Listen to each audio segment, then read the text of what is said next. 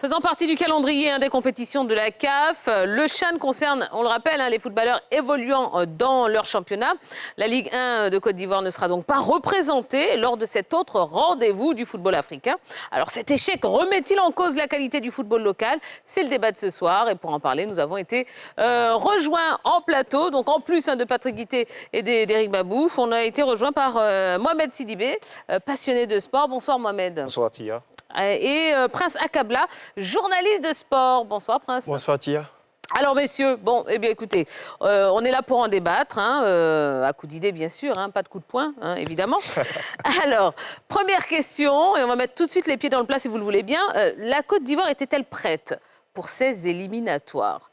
Alors Prince, on commence avec vous. La Côte d'Ivoire n'était pas prête, visiblement, avec cette élimination-là, parce que l'entraîneur, il a eu moins de 45 jours pour pouvoir préparer son équipe.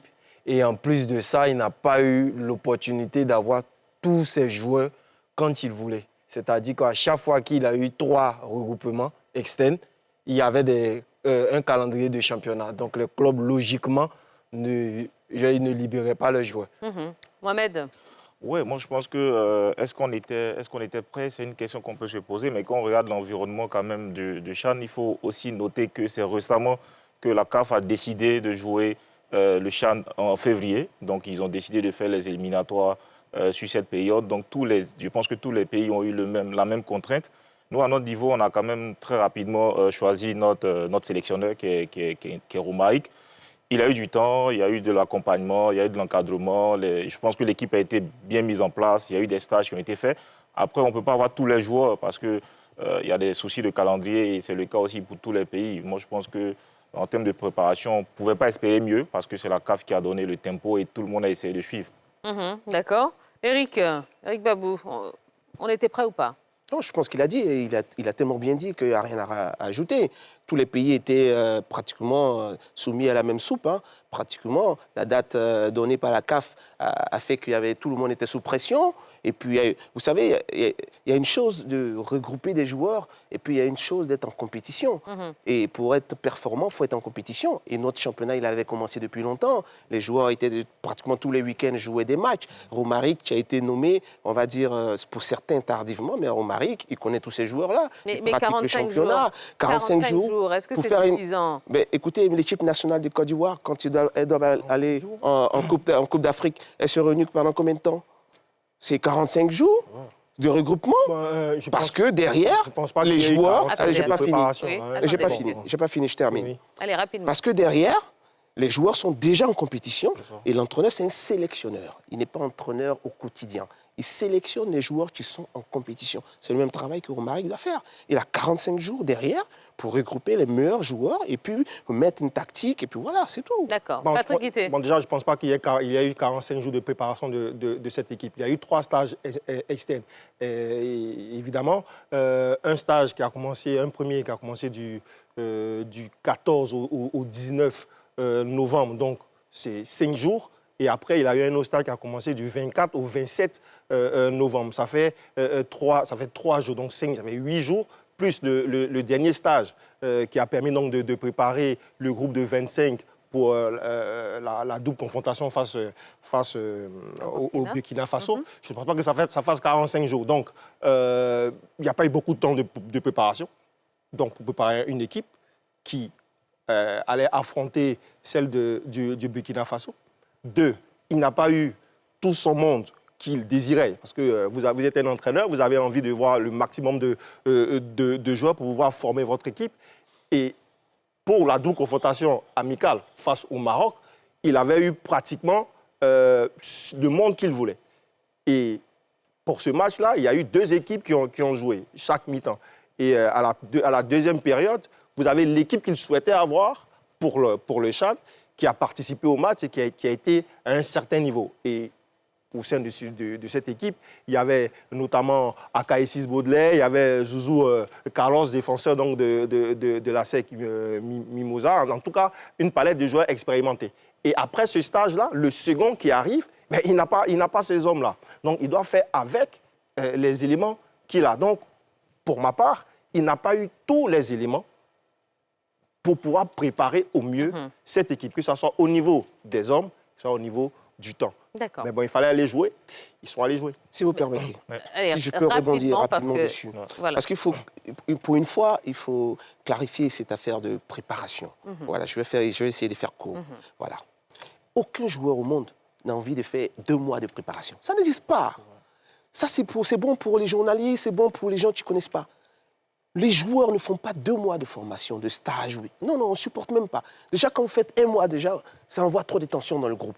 Remarquez, toutes les préparations, c'est au plus 45 jours, 1 mois et demi maximum. Il n'y a pas eu 45 jours de Non, préparation. je viens. Je parle d'une Il n'y a même pas eu ça. grande compétition. Il y a même pas eu Maintenant, ça. dans le cas de figure, Oui. dans le cas de figure du Chan, Oui. voilà. Les joueurs sont là, ce sont des joueurs, on va dire, locaux. Ils sont déjà en compétition, ils jouent pratiquement tous les week-ends. Évidemment, comme il a si bien dit, la CAF a mis un calendrier, avec la CAF, le calendrier est terrible déjà. Donc, il y a cette pression-là. Donc, quand vous avez un entraîneur local, tu as des joueurs qui sont sur place, tu fais des séances 1 semaine, 2 semaines, c'est des automatismes qu'il met en place. Il connaît ces joueurs déjà. D'accord. Alors, attendez, messieurs. non, Parce que chaque fois, ce Eric, débat revient, le débat doucement, de préparation, on a l'impression qu'il faut faire Eric, vous 1 an avez de parlé. jour. Eric, 1 vous an de avez parlé. préparation. J'aimerais entendre 8 jours, Prince, 8 s'il vous jours. plaît. Déjà, Attendez, déjà Prince, s'il même, vous plaît. la CAF a donné la date en septembre. Le championnat ivoirien, il a commencé en octobre. On ne peut pas attendre jusqu'à fin novembre, 2e semaine de novembre, pour nommer un sélectionneur, sachant que le sélectionneur, il n'est pas avec son équipe au quotidien. Donc, dès le début du mois d'octobre, on devait au plus nommer le sélectionneur pour qu'il puisse prendre le temps de visiter tous les matchs du championnat. Parce que Romaric, c'est lorsqu'on le nomme à partir de la 2e semaine de novembre qu'il est dans la peau du sélectionneur pour aller regarder les matchs. Mais malgré tout ça, qu'est-ce qu'on a comme résultat? On a quand même 5 matchs de préparation, on a 3 victoires, 2 matchs nuls. On a un bon groupe qui est composé principalement de joueurs de la FAD, qui sont des joueurs qui sont plus ou moins connus par Romaric. Premier des champions. On gagne 2-0 ici à Abidjan. On a 2 buts d'écart, on n'encaisse aucun but. On doit aller jouer au Mali, qui n'est pas en fait le territoire du Burkina. On va carrément en terrain neutre. Qu'est-ce qui nous empêche de faire carrément un match nul? Donc pour moi, je peux imputer en fait la défaite à un souci de préparation. Si je veux regarder la préparation, on a une très bonne préparation. Aujourd'hui, en cumulé, c'est notre première défaite. En réalité, on n'a pas de défaite. Parce que, disons, oui, les causes de cette élimination sont ailleurs. Alors, s'il vous plaît, on va revenir maintenant sur cette double confrontation donc, 8 face jours au de Burkina. préparation, c'est léger. Est-ce que la Côte d'Ivoire a bien géré justement ces 2 matchs face au Burkina? Patrick Guité. Déjà, pour qui est expérimenté, est un observateur avisé, lorsque vous avez un match de football, que vous avez la capacité de marquer 3 voire 4 buts et que vous loupez souvent des occasions immanquables, c'est sûr à 80% qu'au match retour, ça devient compliqué parce que 2-0, c'est un faux ami, tout simplement. 2-0, oui, vous avez gagné, vous avez manqué les occasions de marquer 3-4 buts, vous mettez en confiance tout simplement votre adversaire qui, déjà après la défaite ici à Abidjan, donc Issa Balbonné avait indiqué qu'il réservait l'enfer aux éléphants de Côte d'Ivoire, ou même si c'était au Mali, même si ce n'était pas au Burkina Faso, parce qu'il avait constaté que les 2 buts qu'il avait encaissés, c'était 2 buts sur erreur individuelle et pas sur une construction de l'équipe nationale de Côte d'Ivoire. Nous-mêmes, nous l'avons constaté, cette incapacité à pouvoir conclure des attaques placées, tout simplement. Et quand on s'en remettait à la qualité individuelle de certains joueurs. Donc, oui, 2-0, c'est vrai, mais c'était vraiment un faux ami quand on connaît le passé récent entre ces 2 équipes. Parce qu'il faut rappeler que lors du dernier CHAN, les éliminatoires du dernier CHAN, ces 2 équipes s'étaient déjà affrontées et ça avait été très compliqué jusqu'au tir au but, ça s'était décidé. D'accord. Eric? Oui, là, je pense que là, maintenant, on cherche les causes de l'élimination des éléphants. Voilà. Déjà, il faut exclure cette histoire de préparation d'un an. Ça, c'est vous, ça. Un an pour se préparer. Je pense qu'on n'en a pas vraiment besoin. Il n'y a pas une équipe qui se prépare un an. Je vais pas aller jouer un championnat. Je continue. Donc, après ça, la nomination du sélectionneur, je pense que c'est Romaric, il connaît le championnat. Bon, je vais dire que c'est des faux prétextes. Maintenant, pourquoi la Côte d'Ivoire est éliminée? C'est la bonne question. Maintenant, quand on regarde, quand on gagne 2-0 ici, tout le monde, tous ces discours-là, on ne les a pas entendus. Eh bien Les enfants ont gagné 2 euros. Vous avez écouté qui? non. Qu'est-ce que vous avez écouté? J'arrive, permettez. Allez-y. Non, mais qui est-ce que vous avez écouté? Patrick Puisque vous Guité, s'il n'avez vous pas plaît, entendu laissez-le ça. parler, laissez-le parler. Allez-y. On gagne 2 euros. On a même fait les éloges du buteur. Là. Tu as marqué les 2 buts, cet enfant, ce garçon. Konaté qui est Oumar. énorme, Ouais. pétri des qualités. On a fait ses jeux. Donc tout le monde était confiant quand on sort de ce match-là. Bon, c'est un peu normal. Évidemment. Mais c'est Voilà. un peu normal. Maintenant, quand on joue le match retour, c'est là où je parle. Si on recherche vraiment les problèmes, il faut se poser les bonnes questions. Est-ce que Romaric, il avait, on va dire, c'était l'homme de la situation? Ben Est-ce alors, que la justement, fédération... voilà. c'est Est-ce des que questions Romaric comme était ça. l'homme de la situation? Voilà. Allez. Moi, personnellement, quand Romaric a été nommé, je disais que Romaric, certes, il a des qualités en tant qu'entraîneur, mais vu la situation, vu cette équipe-là, j'avais même dit que le limogeage de l'autre était peut-être un peu précipité. J'avais quelques inquiétudes. Mais ce n'est pas la Mais qualité... tout de suite, tu as dit que Romaric connaît le championnat. Et là, maintenant, tu dis que tu as des doutes sur Oui, Romaric si vous suivez mon dans la raisonnement, vous allez situation. comprendre. Ah, J'étais bon, en non, train de on dire... comprend pas. Non, si vous allez Non, non, comprendre. Allez-y, Calmez-vous, parlez vous allez rapidement comprendre. pour que tout le monde puisse avoir le. J'étais en train de dire que ce n'est pas les qualités. qualités du garçon qui m'inquiétaient, mais vu ce que j'ai vécu au Chan passé, vu, je veux dire, cette compétition, ce n'est pas une compétition de bisounours. C'est des joueurs aguerris. Vous allez à une bataille, c'est des joueurs qui ont souvent des vécus, si on fait des carrières, qui ont duré dans le championnat, dans certains pays, mais c'est des garçons, c'est des guerriers. Est-ce que Romaric allait avoir cette expérience, ce vécu-là pour pouvoir gérer une situation? Et Donc, j'ai il eu n'était raison. pas l'homme de la situation. Et j'ai eu raison. Le match retour m'a donné raison. Parce que quand vous avez vu la tactique de Romaric, quand vous avez vu la gestion du match, et même le choix des hommes, vous avez compris que le garçon n'a pas pris la mesure D'accord. de la compétition. Prince, Oui, mais pour moi, Romaric, c'est... l'homme de la situation ou pas? Pour moi, c'est une conséquence. Le match n'a pas été bien préparé depuis, Mohamed, ce sera à vous. depuis je dis, avec la sélection qu'il a nommée trop tardivement. Ouais, comme Patrick l'a dit, en réalité, c'est 8 jours. On ne peut pas prendre, un cas de joueurs qui ont un certain niveau, qui en 8 jours peuvent se préparer et donner quelque chose, et prendre des joueurs du championnat dont on connaît la valeur, qui n'ont pas tout ce qu'il faut pour pouvoir répondre face à cette situation. Les joueurs ont fauté, la préparation a été mauvaise, et le jeu du match, les joueurs ont fauté. Donc il n'a pas fait... Même, il n'a pas pris même les si on bons- aurait voulu avoir plus de temps, même si le sélectionneur avait été choisi plus longtemps, on a une contrainte du championnat. On n'aurait pas pu immobiliser des joueurs pendant plus longtemps que ça. Pour moi, au niveau de la préparation, je pense que ça s'est, pour moi, déroulé dans des contextes qui sont similaires à tous les autres pays. Bien sûr. Après, individuellement, quand on prend l'équipe du Burkina, ce n'est pas forcément une équipe qui est largement au-dessus de la Côte d'Ivoire. Même dans le contenu du jeu, ce n'est pas une équipe qui a développé un football meilleur à celui de la Côte d'Ivoire. Pour moi, on est dans un contexte où tout le monde joue avec les mêmes cartes.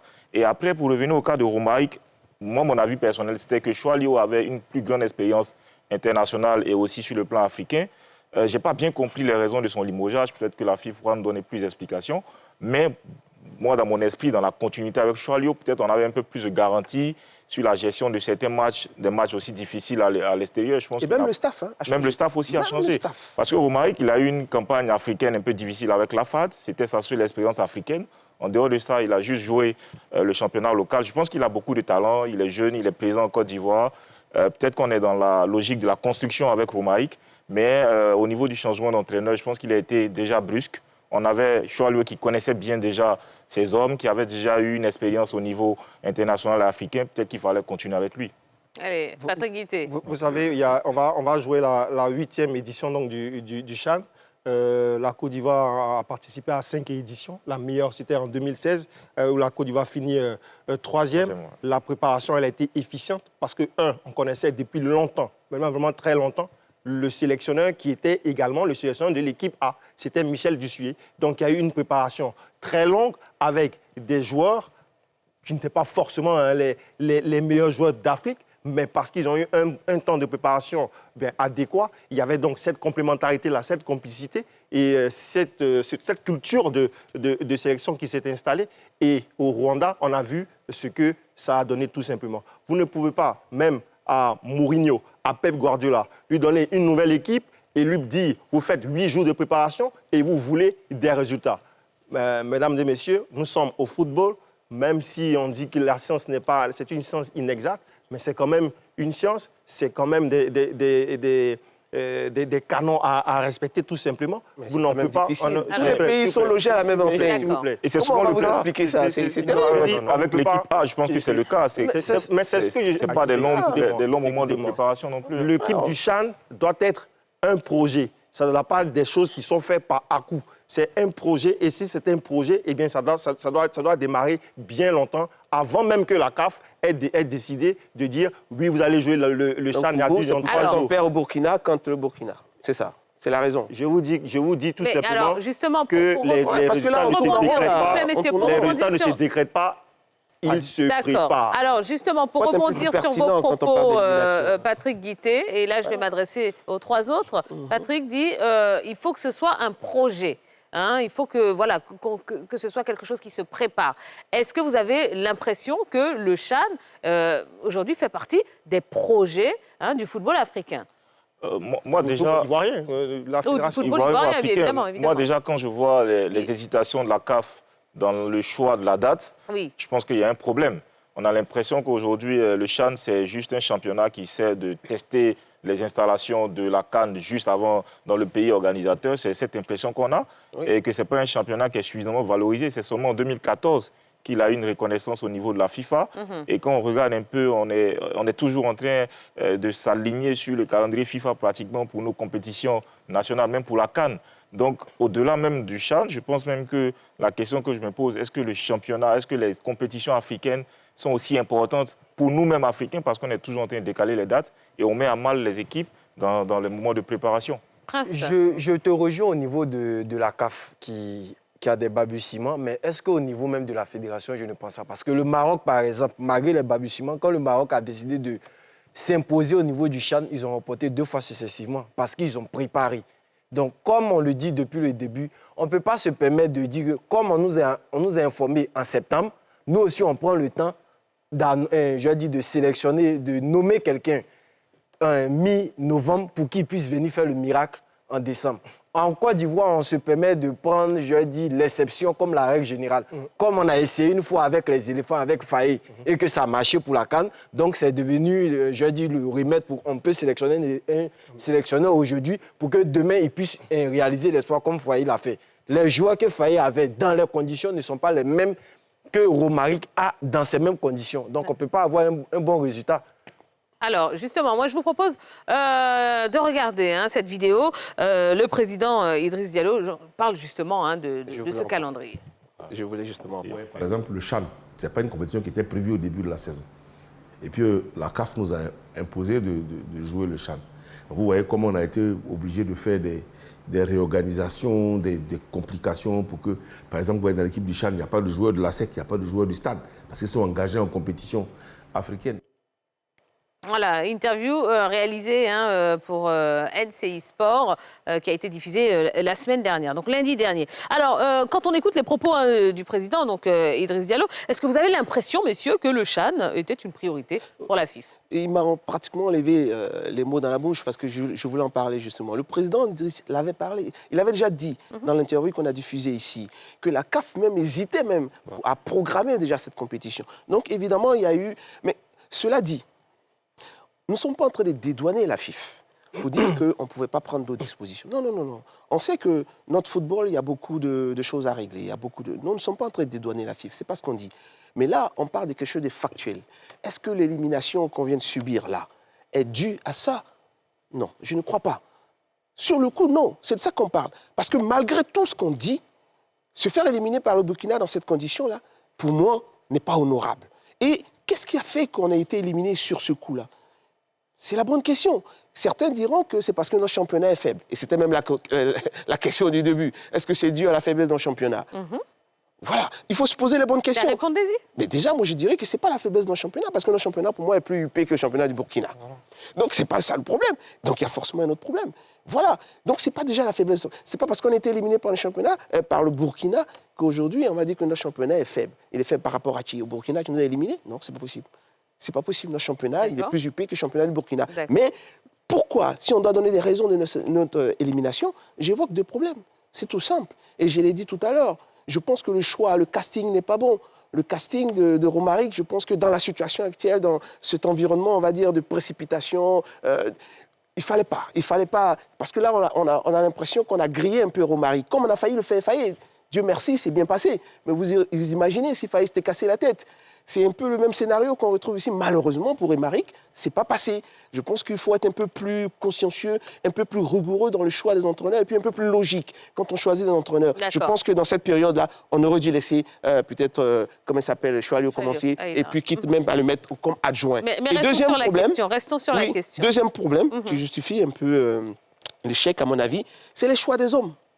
Déjà, il était déjà contraint parce qu'il avait des problèmes, parce que certains ne pouvaient même pas venir. Les joueurs de la SEC, problème de calendrier. Les joueurs du stade, problème de calendrier. Donc déjà, il avait ce problème. Mais en plus de ça, je pense qu'il a sa responsabilité aussi dans ces choix-là. Parce que quand vous jouez le match aller, que vous savez que vous devez... Je l'ai dit tantôt, cette compétition, c'est une compétition des guerriers. C'est pour des gens, des garçons qui ont bourlingué. Et quand vous allez au Burkina, vous devez jouer un match aller, vous allez gagner 2 €. Le choix des hommes compte. Parce que vous allez à la guerre. Et je pense que là, il a fauté dans le choix des hommes. C'est justement pour ça que le championnat est faible. Parce que le championnat est faible parce que les hommes qui jouent ce championnat-là sont faibles. Non, en plus, on n'a même pas, joué le match au Burkina. On a joué sur terrain neutre. C'est-à-dire que le match, alors, on a joué chez nous avec notre public. On allait jouer sur un terrain neutre. Le Burkina n'avait pas... j'ai dit quoi 5 000 supporters. J'ai dit un mot, le choix. Vous n'avez pas tenu compte du mot. J'ai dit le choix des hommes. Le championnat est faible. Prenons les 10 dernières années du championnat ivoirien. Donc le championnat burkinabé est meilleur que notre championnat. Notre championnat peut être meilleur. C'est le Burkina qui nous a éliminés. Oui, mais sur ce principe-là, ils nous ont éliminés parce que donc ils sont meilleurs que le championnat. Nous deux, nous sommes faibles. Donc nous deux, nous n'avons pas la moyenne. Sur les 10 dernières années, prenons nos clubs qui sont allés en compétition. Éric Babou, s'il vous plaît. Tu as la SEC qui est allée. Après ça, San Pedro est allé une seule fois et tu as le stade qui est arrivé. Donc, on ne peut pas dire aujourd'hui qu'on est un championnat fort. Non. S'il vous plaît, alors, oui, Patrick j'ai eu la chance d'avoir un commentaire de Bédi Guy, qui a été meilleur buteur de notre championnat la saison dernière, qui est venu au FC San Pedro et qui a fait une confidence qui est devenue publique, qui a indiqué que quand ils sont entrés au stade, il y a eu... c'est une raison de l'élimination des éléphants de Côte d'Ivoire. On a eu l'hymne national, insulté le président de la République, et ils ont été entamés un tout petit peu dans leur mental, au niveau mental. Ça devrait galvaniser plutôt. Mais justement, on parle de faiblesse du championnat.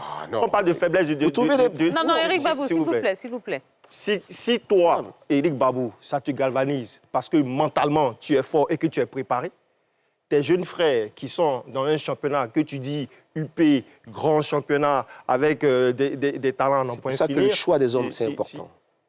Le choix des hommes. J'ai dit le choix des hommes. C'est pour ça. Quand vous savez que vous allez dans un contexte pareil, quand vous savez que vous allez dans un contexte pareil, le joueur qui a joué à Abidjan avait peut-être une certaine qualité. Ce joueur, je vais vous donner une anecdote. Je fais très court. Je vais vous donner un exemple. Je vais vous donner un exemple. Tu parles. Je vais vous donner un exemple, un vécu. Je vais vous donner un exemple, pour comprendre un peu ce que je suis en train de dire. Par exemple, nous, quand on allait en Coupe d'Afrique, la Coupe d'Afrique... C'est pas la même chose avec vous. Attendez. C'est même pas la même chose. Je vous explique quelque chose, vous allez comprendre. Oui. Vous allez comprendre ce que je suis en train de dire. Oui. On avait compris, par exemple, qu'il y a certains joueurs à domicile qui étaient plus performants. Et puis, quand on allait à l'extérieur, l'environnement, tout ça faisait que ces joueurs-là, on les mettait sur le banc pour faire entrer certains qui étaient plus combatifs. À l'extérieur. Il y avait les joueurs qui étaient meilleurs à l'extérieur et d'autres qui étaient bons Non, mais ça peut se justifier. Et on avait cette tactique-là et ça marchait. D'accord. Parce qu'on avait compris que certains sont plus à l'aise à domicile. D'accord, merci Éric. Et dans ce cas-là, Éric, c'est ça que je parle du flair de l'entraîneur. On parle tous ensemble. La tactique, le flair de l'entraîneur. Éric, s'il vous plaît. Mais après, quels sont les arguments qu'on a aujourd'hui pour dire que notre championnat est faible? Selon le dernier classement de la CAF, notre championnat fait partie du top 12. Et dans le top 12, on a 2 pays de l'Afrique de l'Ouest, le Niger et la Côte d'Ivoire. Et c'est sur la base des performances... Non, attention, mais je finis. Et c'est sur la base des performances de nos équipes en Coupe africaine.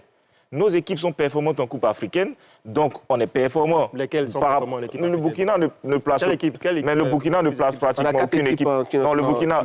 Quelle est l'équipe du Burkina aujourd'hui qui est placée en Champions League ou en Coupe CAF? Il n'y en a pas. Non, je finis mon analyse. Laissez-le terminer. Non, je finis mon analyse. Quand on fait partie des top 12 des meilleurs championnats en Afrique, sur 53 pays, on ne peut pas se comparer, on ne peut pas se dire qu'on est un championnat faible. On est un championnat qui est suffisamment relevé. On a des imperfections qu'il faut peut-être améliorer, mais on ne peut pas se permettre de dire que la Côte d'Ivoire ou la Ligue 1 est un championnat faible. À quel niveau je comprends un championnat? S'il vous plaît, Patrick Guité. Lorsque on a eu, on réintègre même le top 12 africain cette année. c'est ce que j'ai dit, c'est principalement pas à cause des autres clubs, c'est principalement à cause de la SEC. Parce que sur les 10 dernières années, de 2014 à 2025, c'est la SEC seulement qui nous a... Mais donc, cite-moi le club burkinabé qui a fait intégrer le Burkina dans le top 12. Saint-Pédro est venu en poule en 2019, ils ont disparu. Le stade vient d'arriver. Et quelle équipe du Burkina qui a fait pareil? Je dis Patrick Guité. Oui, mais quelle équipe du Burkina qui a fait pareil? S'il vous plaît, mais laissez les autres parler, s'il vous plaît. Les deux n'ont pas la moyenne. On va être obligé de couper votre micro, là, malheureusement. Deux personnes qui sont faibles. Donc, entre deux personnes qui sont faibles, ça peut arriver que celui qui a 4 et celui qui a 3, l'autre puisse dépasser l'autre. On dit l'une équipe est dans le 12, le top 12. L'autre n'est même ni figure pas. Tu dis les deux équipes sont au même niveau. Alors, Patrick Guité. C'est pas logique. À quel moment je compare les championnats? À quel moment je compare le niveau de deux On vient de vous donner le ranking. Non, s'il vous plaît. On vient de vous le donner. S'il te plaît. À quel niveau, moi, je compare deux championnats? Je compare deux championnats quand c'est les équipes issues de ces championnats-là s'affrontent. C'est là que je vois le niveau des différents championnats. En Champions League, il n'y a pas d'équipe burkinabé. S'il vous plaît. Attendez. Après, il va... L'ASFA de Yanga a éliminé le FC Saint-Pédro il y a moins de 3 ans. Non, mais il n'y a même pas de problème. S'il te plaît, Eric, c'est à ce niveau-là que je compare les équipes. Quand une équipe de la Côte d'Ivoire, donc la SEC Mimosa, affronte l'USM Alger, ce sont deux championnats qui s'affrontent, deux représentants des championnats. Et c'est à ce niveau-là qu'on compare le niveau des championnats. Lorsque Orlando Pirates affronte le Stade d'Abidjan, on voit les classes d'écart et on voit les niveaux des championnats. Bien sûr. Et quand les représentants de ces différents championnats-là qui intègrent une équipe nationale s'affrontent, c'est à ce niveau-là également qu'on compare les D'accord. Vous avez parlé. Allez, s'il vous plaît, messieurs, avançons parce qu'il nous reste quelques minutes. Non, mais moi, je pense pas. Il pas le Real de Madrid. Allez, messieurs, on va être obligé de fermer les micros, là, s'il vous plaît. Allez, question suivante. Messieurs, alors quand on regarde un petit peu la situation, on a d'un côté l'élimination des U20. On a celle des U23. On a des clubs en difficulté en compétition africaine. Et de l'autre côté, on a nos éléphants champions d'Afrique. Est-ce qu'on peut penser que ce sacre des éléphants, c'est finalement l'arbre qui cache un petit peu la forêt? Parce que de toutes les façons, au niveau du football local, que ce soit les acteurs directs, donc les footballeurs eux-mêmes, que ce soit les entraîneurs, les observateurs, tout le monde critique le niveau du football local. Ça, c'est clair et net. En termes d'intensité dans le jeu, en termes de maîtrise collective, de qualité technique, on est en dessous. Donc aujourd'hui, oui, l'équipe nationale ne reflète pas forcément la réalité de ce que les footballeurs locaux vivent. L'équipe nationale A qui a remporté la CAN est composée en majorité de joueurs qui évoluent à l'extérieur. Aujourd'hui, quand l'équipe du Chan, les éléphants A', sont éliminés, eh bien, c'est la qualité de notre football local qui est mise en cause. La qualité de la formation, la qualité peut-être même des encadreurs de ces joueurs-là.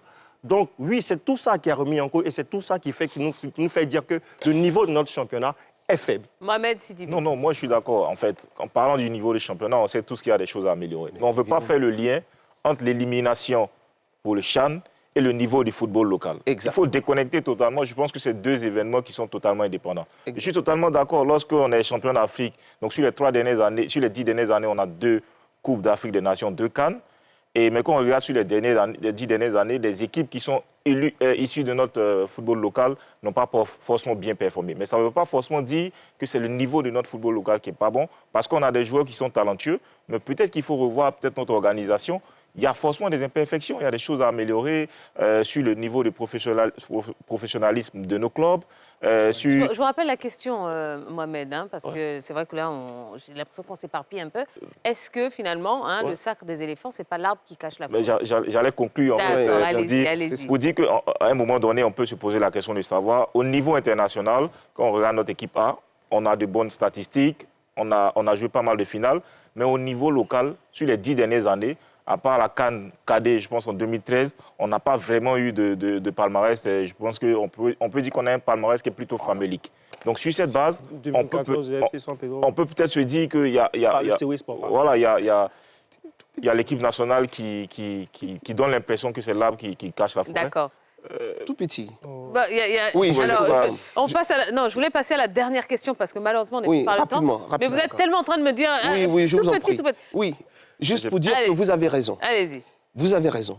L'équipe nationale est l'arbre qui cache la forêt. On est d'accord dessus. On est tous d'accord. Parce que l'équipe nationale, c'est des joueurs qui ne sont pas d'ici, qui ont des joueurs performants. OK.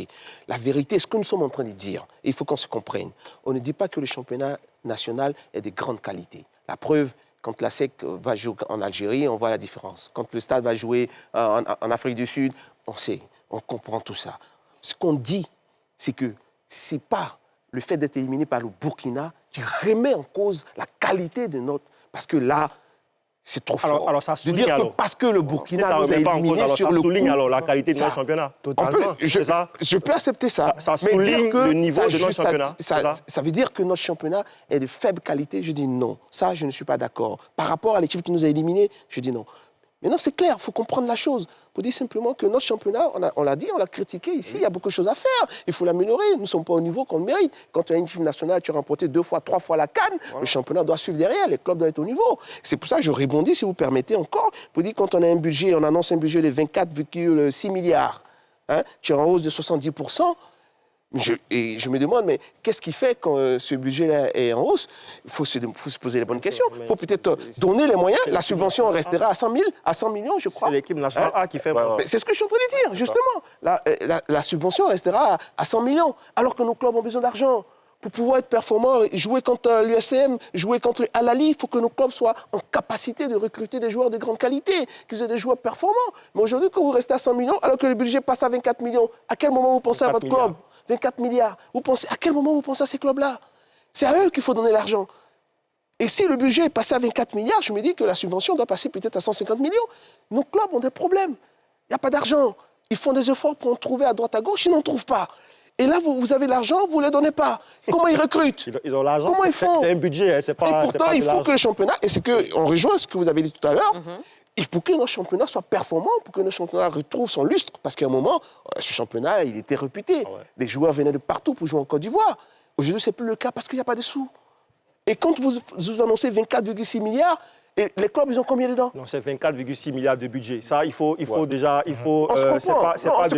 On se comprend. La question, c'est... Non, on se comprend. Laissez-moi terminer. Et puis comme ça, la question, pour moi, est-ce que la subvention aux équipes a évolué?